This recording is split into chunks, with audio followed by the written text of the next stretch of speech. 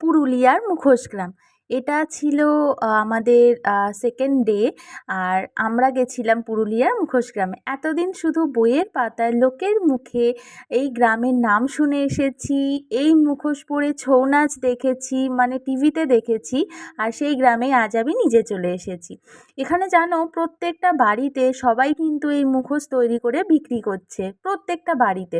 আর এই যে মুখোশগুলো দেখছো, এই এই ধরনের মুখোশ রয়েছে। এই যে দুর্গা মায়ের মুখটা দেখছো, এই রকমই কিন্তু কৃষ্ণের মূর্তি, মা কালীর মূর্তি, মানে মুখোশ সব ধরনের আছে। তারপরে প্রকৃতির মুখোশ আর সাঁওতাল মুখোশ আমরা এখান থেকে নিয়ে নিয়েছিলাম দু ধরনের।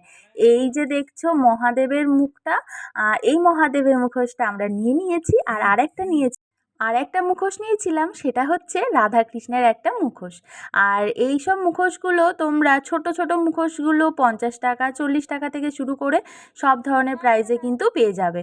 আর এই যে দেখো দূরে পাহাড় দিয়ে ঘেরা এই যে এতগুলো দোকান, এইগুলো কিন্তু সন্ধ্যাবেলায় মেলা বসে। আর এই যে রাধাকৃষ্ণের মূর্তিটা, এটা আমরা নিয়ে নিয়েছিলাম বাড়ির জন্য। আমার আর অমিতের ভীষণই পছন্দ হয়েছিল, তাই নিয়ে নিয়েছিলাম। আর এমনি ছোটোখাটো আরও কয়েকটা নিয়েছি সবাই। তোমাদের এই মুখোশ গ্রাম কেমন লাগলো অবশ্যই কমেন্ট করে জানিও, আর ভিডিওটাকে একটা লাইক করে দিও।